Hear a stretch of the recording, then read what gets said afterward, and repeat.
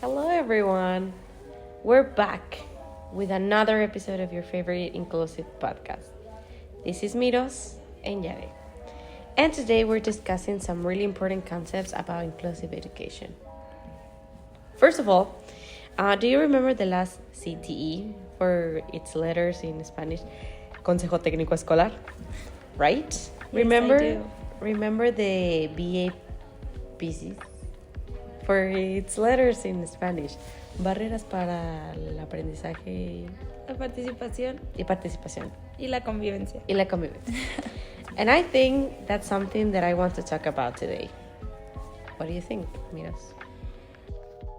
I think it's very important that we, as learning teachers, must know these concepts so that we can really understand the meaning of them before going to practice. Because what is practice without theory? Anyway, the United Nations considers barriers to be those factors in the context that hinder or limit full access to education and learning opportunities for children, teenagers, and other young people.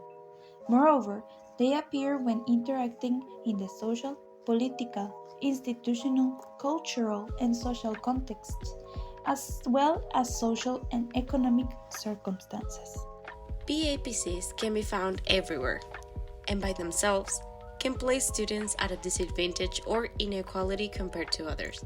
This is why they are also conceived as obstacles that hinder or limit the learning, participation, and coexistence of students under equitable conditions, right?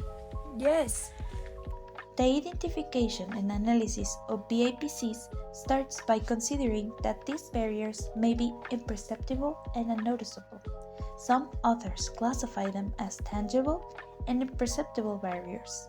The first ones refer to the physical aspects of the structural accessibility of the environment, among others, while the second ones are more difficult to identify and require a thorough analysis, as they have to do, for example, with attitudinal, cultural, or pedagogical or normative issues, to name a few.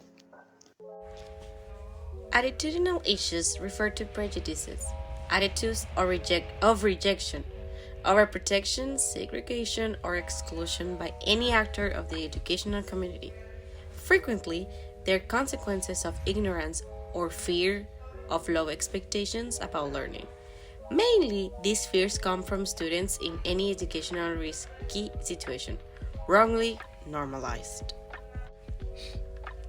On the other hand, cultural issues refer for the most part of those teaching activities that do not consider students, their diversity, or do not take into account an intellectual approach. Also, when teachers classify and segregate some students by their physical appearance, their language, where they come from, etc. Of course, there are more issues to talk about, such as pedagogical, physical, and normatives. Unfortunately, there is no more time for us to explain these. Oh no. But tune in for our next episode. Keep in mind that we as teachers must be looking to take care of every kid's necessity and diversity, not only taking care of special kids. Thank you. Thank you for coming to this episode. Thank you. Thank you. If you have any more questions or anything that you would like to know about BAPCs, please Send your comments or questions so we can talk about them in the third episode of this series. Put them in the comments so that we can answer. We'll Yes. try to answer them all. Thank you. See you. Well, Next time.